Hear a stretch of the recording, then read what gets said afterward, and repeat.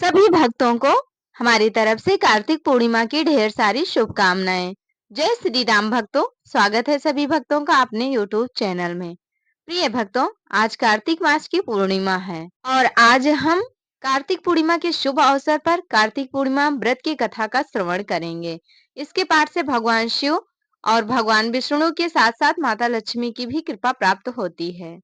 कार्तिक मास में आने वाली पूर्णिमा का विशेष महत्व है। इस दिन व्रत करने से व्यक्ति को भगवान विष्णु के साथ साथ भगवान शिव की भी कृपा प्राप्त होती है।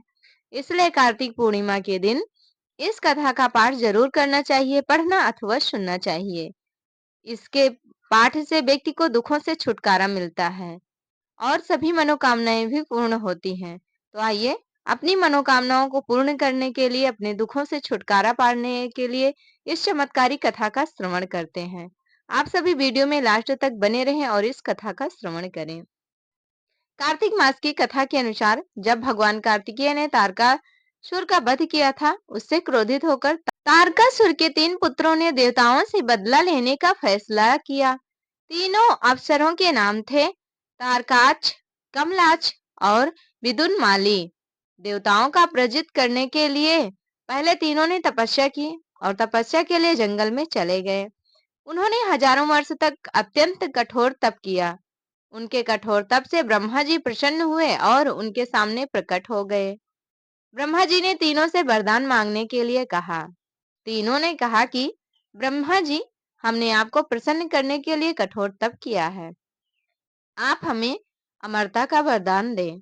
उनका यह वरदान सुनकर ब्रह्मा जी ने कहा कि मैं आपको अमरता का वरदान नहीं दे सकता, लेकिन तुम इसमें कोई ऐसी शर्त रख लो जिसके पूर्ण होने पर भी आपकी मृत्यु होगी, वैसा वरदान मैं तुम्हें दे सकता हूँ। ब्रह्मा जी के वचन सुनकर तीनों ने बहुत विचार किया और ब्रह्मा जी से वरदान मांगा, हे प्रभु, आप हमारे लिए 3 तारों पर 3 नगरों का निर्माण करें। वे तीनों तारे अर्थात नगर जब अभिजीत नक्षत्र में एक पंक्ति में आएंगे और उसी समय कोई व्यक्ति अत्यंत शांत अवस्था में हमें मारेगा, तभी हमारी मृत्यु होगी और हमें मारने के लिए उस व्यक्ति को एक ऐसे रथ और बाण की आवश्यकता होगी जो बनाना असंभव हो। सिर्फ उससे ही हमारी मृत्यु हो। उनकी इच्छा सुनकर ब्रह्मा जी ने कहा, तथास्तु, आप तीनों की इच्छा के अनुसार ही होगा। तीनों असुरों को मिले वरदान के अनुसार ब्रह्मा जी ने उन्हें 3 तारों पर 3 नगर निर्माण करने के लिए विश्वकर्मा जी को आज्ञा दी। विश्वकर्मा जी ने तारकाक्ष के लिए स्वर्णपुरी, कमलाक्ष के लिए रजतपुरी और विदुनमाली के लिए लौहपुरी का निर्माण कर दिया। ब्रह्मा जी से वरदान प्राप्त होने के बाद तीनों असुर बहुत प्रसन्न हो गए। इसके बाद उन्होंने सभी लोकों में आतंक फैलाना शुरू कर दिया। इन तीनों असुरों को एक साथ त्रिपुरासुर कहा जाता था। त्रिपुरासुर जहां भी जाते वहां ही लोगों और ऋषियों को सताने लगते। उन्होंने देवताओं को भी देवलोक से बाहर निकाल दिया। उसके बाद तीनों असुर बहुत प्रसन्न हो गए। इसके बाद उन्होंने सभी लोकों में आतंक फैलाना शुरू कर दिया और देवताओं को असुरों ने बाहर निकाल दिया देवलोक से। त्रिपुरासुर बहुत ही सबको सताने लगा। त्रिपुरासुर से त्रस्त होकर उन्हें हराने के लिए सभी देवता एकत्रित हुए। सभी ने अपना सारा बल लगाया, परंतु त्रिपुरासुर को हराने में सफल नहीं हो पाए। अंत में सभी भगवान शिव के शरण में गए। देवताओं ने कैलाश पर्वत पर जाकर शिव जी को पूरा वृत्तांत कह बताया। तब भगवान शंकर ने कहा कि आप सभी देवता मिलकर प्रयास करें। देवताओं ने कहा, प्रभु, हम सभी ने मिलकर त्रिपुरासुर का वध करने का प्रयास किया, लेकिन कुछ नहीं कर पाए, इसलिए आपकी शरण में आए हैं। आप हमारी रक्षा कर सकते हैं। तब शिव जी ने कहा, मैं अपना आधा बल तुम्हें देता हूँ, इस बल की सहायता से प्रयास करके देखो। शिव जी ने आधा बल देवताओं को दिया, लेकिन देवता शिव जी का आधा बल सहन ही नहीं कर पाए। तब भगवान शिव ने स्वयं ही त्रिपुरासुर का संहार करने का संकल्प लिया। वरदान के अनुसार अब त्रिपुरासुर का वध करने के लिए रथ और धनुष बाण सिद्ध करना आवश्यक था। भगवान शिव ने पृथ्वी को ही अपना रथ बनाया, सूर्य और चंद्रमा को उस रथ के पहिए बनाए। सृष्टि सारथी बने। भगवान विष्णु बाण बने। मेरु पर्वत धनुष और वासुकी बने उस धनुष की डोर। सभी देवताओं ने अपने बल से उसे संभाल लिया। इस प्रकार असंभव रथ बनकर सिद्ध हुआ। लेकिन जैसे ही भगवान शिव जी उस रथ पर सवार हुए, उनकी शक्ति के कारण वह रथ डगमगाने लगा।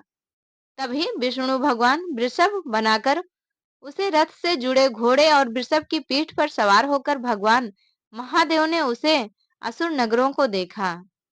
अपने धनुष पर बाण रख उन्होंने पाशुपत अस्त्र का संधान किया और तीनों तारों को एक पंक्ति में आने का आदेश दिया। अभिजीत नक्षत्र में तीनों नगर एक पंक्ति में आते ही भगवान शिव जी ने अपने बाणों से तीनों नगरों को जलाकर भस्म कर दिया।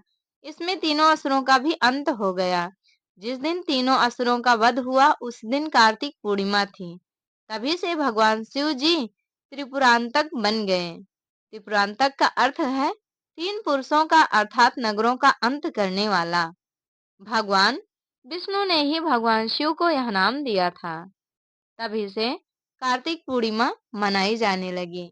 जो भी व्यक्ति कार्तिक पूर्णिमा के दिन गंगा स्नान करते हैं, स्नान दान आदि करते हैं, व्रत रखते हैं, उनकी मनोकामनाएं अवश्य ही पूर्ण होती हैं। इस कथा से जुड़ी चीड़ा और चिड़ी की भी कहानी है। यदि आप लोग सुनना चाहते हैं तो अगली वीडियो में जरूर आना। आप सभी को वो कथा भी सुनने को अवश्य ही मिलेगी। इसी दिन भगवान सत्यनारायण की कथा भी सुनी जाती है, कथा भी कही जाती है और सत्यनारायण भगवान का व्रत भी रखा जाता है। तो यदि आप सत्यनारायण भगवान का व्रत रखना चाहते हैं तो कार्तिक पूर्णिमा सबसे अच्छा शुभ मुहूर्त है और सबसे अच्छा शुभ दिन है।